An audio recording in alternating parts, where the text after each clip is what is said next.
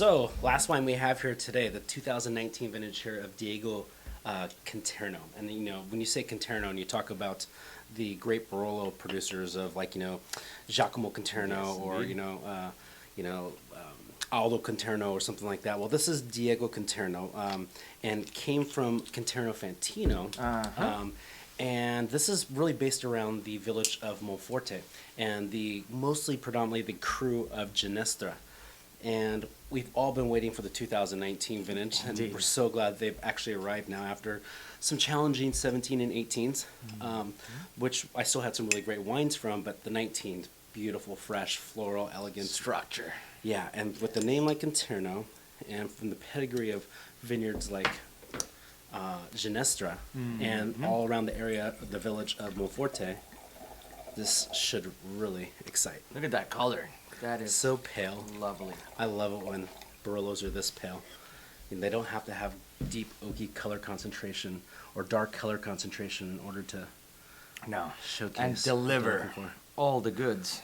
It's Now, really this is an nice. area you spent some time. You're all over Barolo, in and out. If I'm in Europe and I'm not in Barolo, I'm wishing I was in Barolo, or in Alba or in Piedmont. God, it's gorgeous. Dark sweet cherry right off the bat with some rose petal. God, a little candied orange.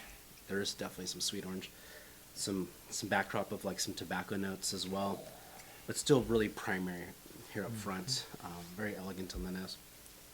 This is a wine that's going to tell a story. I mean, highly recommended to decant or open the night before even, would you say? Yeah, I mean the tannins aren't as aggressive as I thought they'd be. This young, they're really quite fine. Very elegant home. Or you definitely have some developed flavors, but very, very primary still. Just really, really pretty. Wow. I was expecting a little bit more, how do you say, just a little bit more assertion, or more of an assertive kind of forceful kind of profile to it, given being Monforte and Ginestra, but there's a really nice polished, elegant touch to it that I think is really appealing. I think it's pretty easy drinking right off the bat. Yeah. I mean, really fun. The dish that is being paired, hold on to your pantalones. It's a Wagyu and milk bread, sort of like a fun on a play of the traditional Japanese dish, if you will, where you have this sliced and kind of little sandwich style. Okay. The Wagyu definitely brings the goods. Not as fatty as you would expect. So you have a little bit of the meat component. I think to me the only best way you could make this better of a pairing would be a little truffles, a little white truffle on top, and overdo it. But aside from that, quite a fantastic opportunity to try something like Pretty this. sure if it's truffle season, in the middle of the end of November, that's You can exactly make what they'd that be doing, happen. right? Yeah, a little bit of a cold weather and slice some beautiful truffles. Excellent wine. I mean, it just keeps opening over a matter of minutes. I'm Lovely. looking forward to drinking this tonight. Let it open up for a few Absolutely. years, or a few hours, few years.